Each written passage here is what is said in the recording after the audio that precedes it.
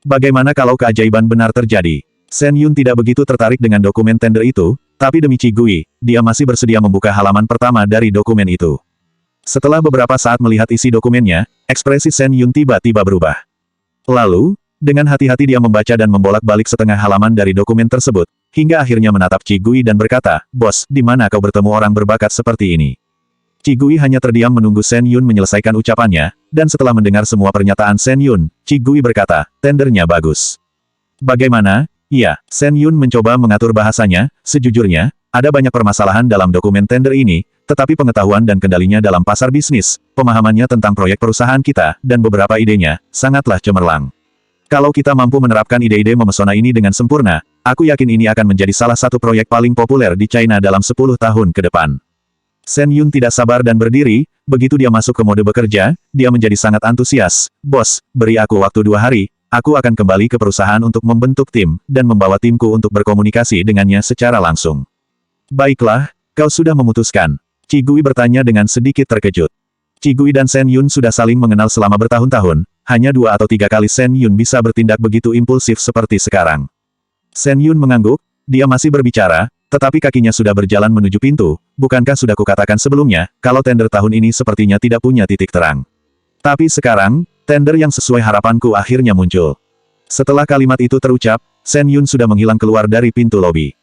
Di bangsal sanatorium, Bibi Sun Yanyan tidak tahan untuk tidak mengeluh setelah Sun Yanyan meninggalkan bangsal. "Kau terlalu terburu-buru. Itu tender yang kau tulis setelah bekerja keras selama setengah tahun. Bagaimana bisa kau memberikannya, hanya karena orang lain mengatakan beberapa patah kata padamu?" Xia Yong tidak peduli dengan ucapan istrinya dan berkata, "Lagi pula, kita juga tidak mungkin mengirimkannya ke Tenggui Group. Jika dia suka melihatnya, biarkan saja dia mengambilnya. Selain itu, aku selalu merasa bahwa gadis kecil itu bukanlah orang biasa, mungkin dia benar-benar bisa membantuku mengirim penawaran itu ke Tenggui Group."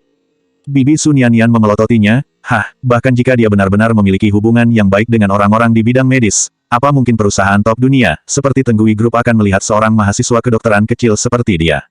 Xia Yong seketika terdiam. Dia menyentuh hidungnya dan tersenyum, "Bukankah Qi Gui mengatakan 2-3 hari? Kita tunggu dan lihat saja, bagaimana jika keajaiban benar-benar terjadi." Bibi Sun Yanyan hampir saja tertawa sinis dan marah, "Kau ini ya, kapan kau akan mengubah kebiasaanmu yang mudah percaya pada orang lain? Apa tidak cukup keluarga Xia menggertakmu?" Saat dia berbicara, Sun Yanyan membuka pintu dan masuk. Seketika Xia Yong dan istrinya menutup mulut. Shen Yun tidak sabar untuk segera pergi dan membawa dokumen tender di tangannya. Qi Gui juga bersiap naik ke lantai atas. Dia mengambil ranselnya dan hendak naik ke lantai atas, namun suara tawa Qi Yan tiba-tiba terdengar dari luar pintu. "Pa, ini adalah hotel tempat kami menginap. Ketika kalian memenangkan lelang di Tenggui Group, nanti." Sebelum kata-kata Qi Yan selesai, semua orang melihat Qi Gui berdiri di samping sofa lobi hotel. Tidak bisa dibandingkan dengan sembarang orang. Qi Gui membawa ransel hitam dan berdiri dengan ringan di samping sofa. Mata Qi Gui melihat ke arah rombongan keluarga Qi Yan dan keluarga Su yang akan masuk ke lobi hotel dengan tenang.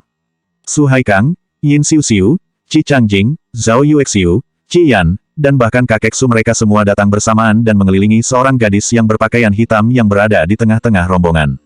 Gadis itu tampak seperti bulan yang bersinar.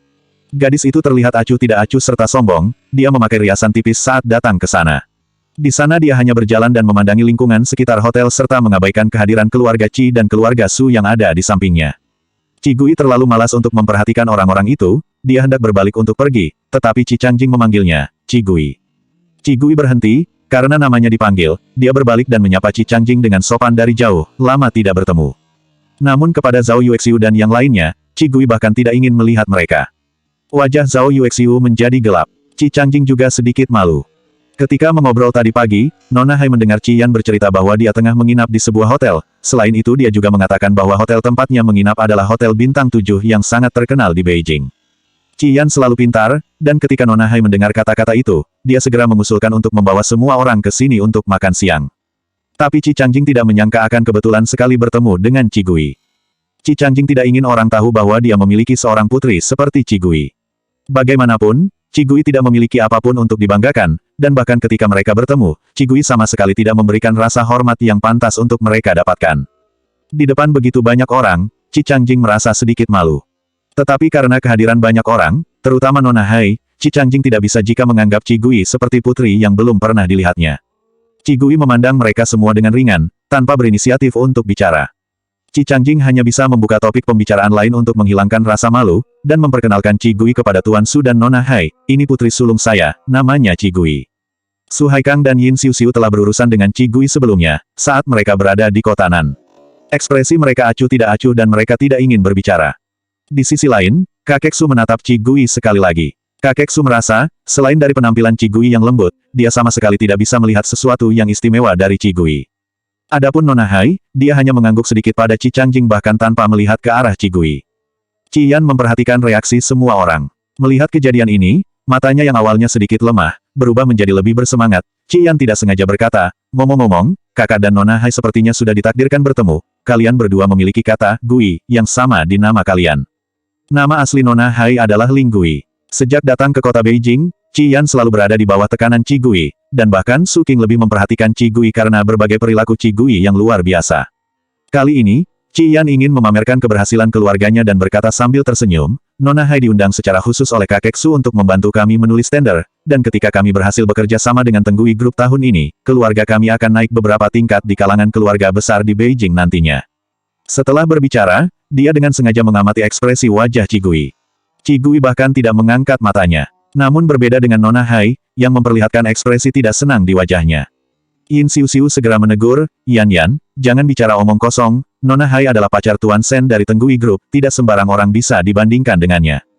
Mendengar kalimat ini, Qi Gui mengerutkan keningnya dan mengangkat matanya. Qi Gui melirik Nona Hai, dengan sedikit senyuman dan suaranya yang tenang berkata, Gui. Pacar Sen Yun. Qi Gui jarang berbicara dengan nada menghina seperti itu, sehingga Qi Yan dan yang lainnya terkejut. Wajah Nona Hai menjadi sangat dingin, dan dia berkata dengan nada sedikit kesal, kenapa? Apa kau ada masalah dengan hal itu? Qi Gui mengabaikannya, dia hanya melirik keluarga Qi dan keluarga Su dengan ringan, lalu berbalik dan berjalan menuju lift.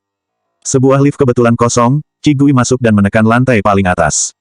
Setelah pintu lift tertutup, Qi Gui bersandar ke dinding lift, mengambil ponselnya, dan mengirim pesan WeChat pada Sen Yun, aku bertemu wanita penipu yang kau ceritakan kemarin.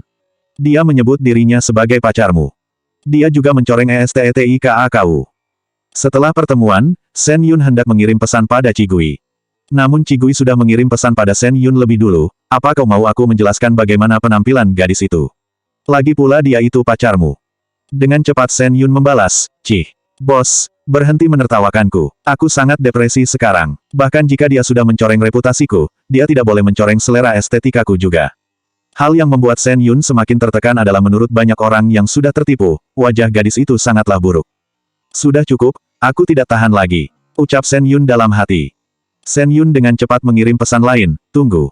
Kami telah bekerja sama dengan polisi di Beijing, kami akan pergi dan menyergap semua sarang penipu itu malam ini. Sen Yun sudah memiliki rencana, dan Qi Gui tidak mengatakan apa-apa lagi. Dia meletakkan teleponnya dan berjalan ke restoran lantai atas. Di lobi hotel, ekspresi semua orang tidak terlalu baik. Qi Changjing sangat malu dan meminta maaf kepada Nona Hai dengan suara rendah, Nona Hai, saya benar-benar minta maaf, putri sulung saya baru saja datang dari pedesaan jadi dia bertingkah tidak masuk akal. Saya yang mengundang Anda untuk makan siang hari ini, jadi saya yang akan mentraktirnya. Selain itu anggap saja ini sebagai permintaan maaf atas kejadian tidak menyenangkan yang disebabkan oleh putri saya barusan. Wajah Nona Hai masih dingin dan dia tidak berbicara apapun. Kakek Su berkata dengan bersungguh-sungguh, Changjing, kadang-kadang kau harus lebih keras pada putrimu itu, kalau tidak cepat atau lambat dia akan mempengaruhimu. Ketika kakek Su mendengar ucapan Su Qing sebelumnya, dia berpikir bahwa Qi Gui adalah gadis berbakat yang mudah dibentuk. Tapi melihatnya sekarang, kakek Su merasa Qi Gui bahkan tidak bisa menempatkan diri. Dia tidak tahu siapa yang bisa disinggungnya dan siapa yang tidak. Qi Gui seperti orang yang biasa-biasa saja dan tidak heran jika dia berteman dengan Su Nianian. Pendapat cucunya kali ini salah. Qi Changjing dan Zhao Yuexiu mencoba untuk menenangkan dan meminta maaf lagi pada Nona Hai, hingga akhirnya Nona Hai menjadi lebih baik, ayo pergi ke restoran dulu. Mendengar Nona Hai mengatakan ini, Qi Changjing dan Zhao Yuexiu akhirnya menghela nafas lega. Keduanya dengan cepat berjalan ke lift dan menekan tombol ke lantai atas. Butuh waktu yang lama untuk menghabiskan makan siang itu, karena orang di sekeliling Nona Hai mempunyai pengalaman di dunia bisnis. Pada saat itu, mereka lebih fokus pada Nona Hai, dan akibatnya suasana di sekitar menjadi sangat baik. Setelah makan, ekspresi wajah Nona Hai menjadi jauh lebih lembut. Dia dengan anggun mengeluarkan tisu dan menyeka mulutnya. Tuan Su dengan sabar menunggu Nona Hai menyelesaikan makanannya, sebelum dia bisa berkata, Nona Hai.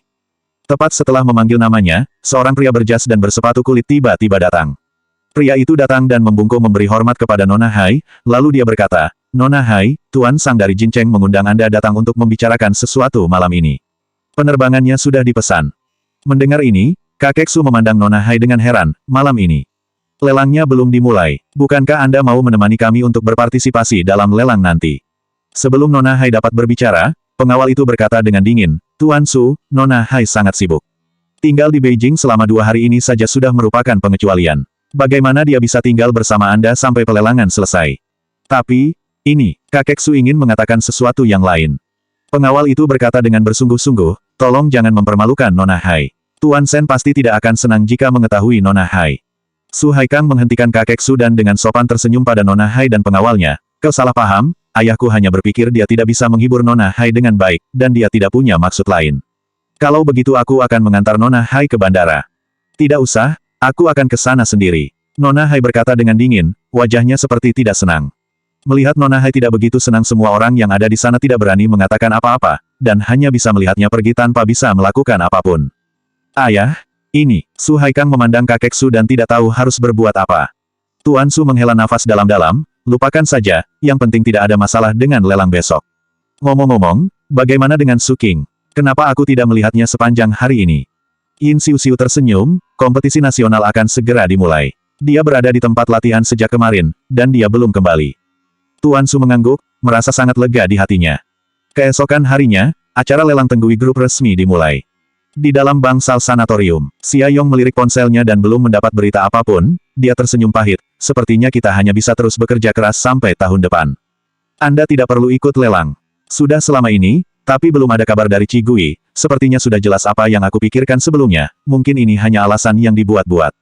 Xia Yong masih memikirkan ucapan Qi Gui tapi dia tidak terlalu kecewa, lagi pula dia sudah menyerah. Bibi Sun Yanyan menepuk tangan Xia Yong dengan lembut. Tepat saat dia akan mengatakan sesuatu, ponsel Xia Yong tiba-tiba berdering. Xia Yong mengangkatnya, dan suara Qi Gui yang sedikit dingin terdengar dari seberang telepon. Tuan Xia, aku sudah menunjukkan dokumen tendermu kepada temanku. Dia sangat optimis dengan tender yang kau tulis dan ingin mengobrol secara langsung. Apa kau punya waktu hari ini? Xia Yong tertegun sejenak, dan tanpa sadar langsung menjawab, iya. Sun Yanyan akan datang untuk menjaga ibunya ketika mereka akan pergi nanti. Kata-kata Qi Gui selalu terdengar rapi dan tenang, oke, aku akan meminta seseorang menjemputmu nanti. Setelah berbicara, dia menutup teleponnya. Xia Yong memegang telepon dan menatap istrinya dengan tatapan kosong, ini. Haruskah aku pergi atau tidak? Istrinya juga sedikit tercengang dan menjawab, pergi saja, kau sudah berjanji padanya. Awalnya, jika Qi Gui tidak menghubungi mereka, Xia Yong dan istrinya tidak akan menanggapi ucapan Qi Gui dengan bersungguh-sungguh. Meski Qi Gui berkata dengan sangat meyakinkan, hati mereka berdua masih sedikit gelisah.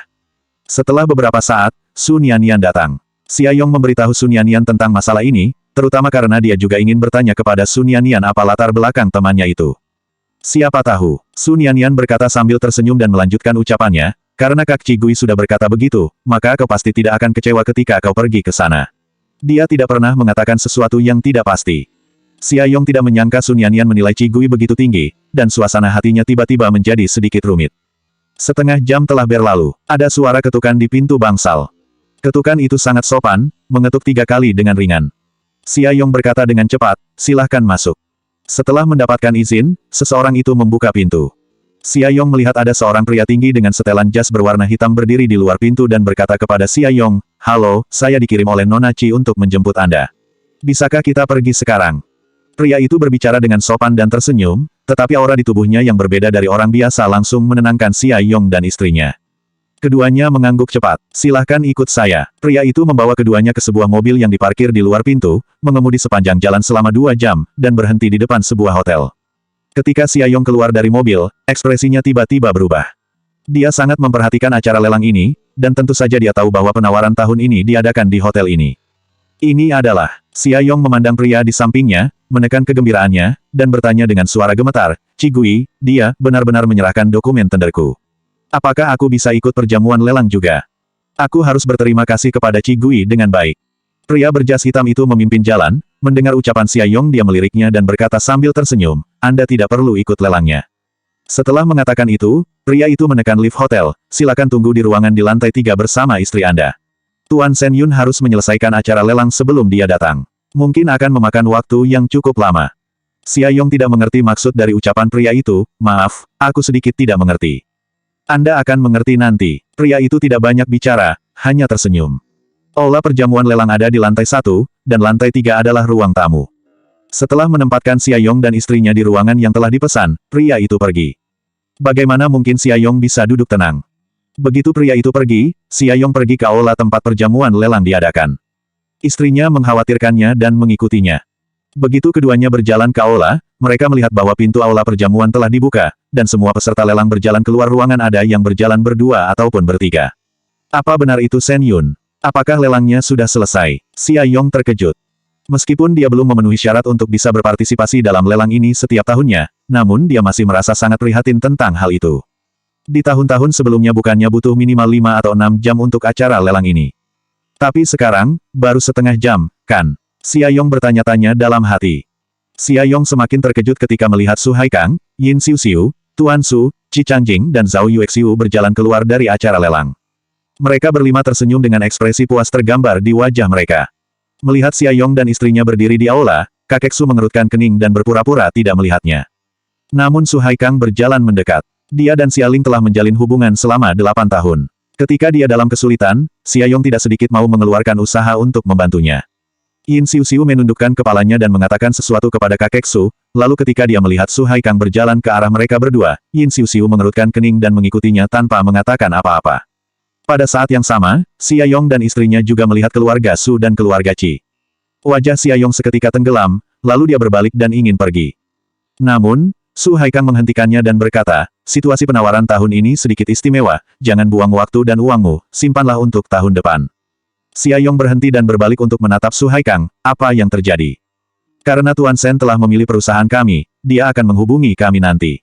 Ucap Yin Xiuxiu berjalan dengan tersenyum anggun dan sopan lalu dia melanjutkan kata-katanya, jadi jangan sia-siakan usahamu. Xia Yong sangat tidak menyukai wanita yang merusak pernikahan saudara perempuannya, dan langsung mencibir dengan dingin ketika dia mendengar kata-kata Yin Xiuxiu, apa kau pikir aku akan mempercayainya? Sejauh ini, Tuan Shen mau memilih partnernya secara langsung, itu hanya terjadi sekali. Itu terjadi karena tawaran yang diajukan oleh perusahaan itu terlalu bagus dan menyilaukan. Gumam Xia Yong dalam hati. Ketika proyek selesai dan Tuan Shen mengumumkan hasil tender, semua suara keraguan dan pertentangan akan benar-benar menghilang. Sampai sekarang, tidak ada yang mempertanyakan tentang visi dan tujuan Shen Yun. Bagaimanapun, keluarga Xia dan keluarga Su telah menjalin hubungan selama 8 tahun, Xia Yong tahu tingkatan keluarga Su. Mendengar apa yang dikatakan Xia Yong, Su Haikang tersenyum dan berkata, Xiu tidak berbohong. Ayahku secara khusus mengundang pacar Tuan Shen dari Haidu. Nona Hai memiliki kendali penuh atas dokumen tender, dan tidak mungkin ada kesalahan. Wajah Xia Yong tiba-tiba terlihat buruk. Su Haikang pasti tidak berbohong kepadanya tentang hal semacam ini, dan dia memang samar-samar mendengar desas-desus bahwa pacar Tuan Shen ada di kota Haidu sebelumnya. Tapi, jika Tuan Shen telah memilih keluarga Su sebagai partner, kenapa Qi Gui menyuruh mereka datang? Yin Xiuxiu memandangi wajah Xia Yong dan istrinya, lalu tersenyum dan berkata, selain itu, sebaiknya kau kembali dan membujuk saudara perempuanmu. Setelah keluarga Su bekerja sama dengan Tenggui Group, status kami di Beijing akan berubah drastis, sampai ke level yang tidak bisa kau pikirkan sebelumnya. Jika dia bersikeras tidak mau melepaskan statusnya, dia hanya akan mempermalukan dirinya sendiri. Xiuxiu, Su Haikang berteriak rendah. Yin Xiuxiu tidak berkata apa-apa lagi. Su Haikang melirik wajah Xia Yong yang sudah sangat kesal, dan berkata dengan acuh tidak acuh, maaf, istriku tidak bisa menutup mulutnya, jangan diambil hati. Kalau begitu kami harus pulang dan bersiap untuk hal-hal selanjutnya, kami pergi dulu. Xia Yong tetap berdiri di tempatnya, menyaksikan kakek Su, Qi Changjing dan Zhao Yuexiu berjalan melewatinya tanpa ekspresi. Dia mengepalkan tangannya rata-rata. Istrinya berdiri di sampingnya, dengan perasaan cemas dan marah, aku dengar bahwa Qi Gui adalah putri tertua dari keluarga Qi, dan dia secara khusus menjemput kita hari ini. Mungkinkah dia bekerja sama dengan keluarga Su untuk mempermalukan kita? Xia Yong menghela nafas berat dan menggelengkan kepalanya, tidak. Qi Gui bukan orang seperti itu. Istri Xia Yong sadar bahwa dia sedikit berpikiran buruk pada Qi Gui barusan, sehingga dia terdiam beberapa saat, dan bertanya, apa yang harus kita lakukan sekarang? Apakah kau tetap mau menunggu? Kau sudah dengar apa yang dikatakan Su Haikang barusan? Tuan Shen telah memilih keluarga Su, dan yang dihubungi oleh Qi Gui itu pasti bukan Tuan Shen. Tuan Shen sudah membuat keputusan sendiri, bahkan jika Qi Gui datang ke manajemen senior Tenggui Group, itu akan sia-sia. Xia Yong juga merasa sedikit tidak yakin di dalam hatinya, namun mendengar kata-kata itu, dia masih berkata, tunggu sebentar lagi. Mungkin saja, keajaiban benar-benar terjadi. Sebelum dia bisa menyelesaikan kata-katanya, pintu lift tiba-tiba terbuka, Shen Yun berjalan keluar dari lift sambil tersenyum, dan berjalan cepat ke arah mereka berdua. Selanjutnya 206 tim perencana top.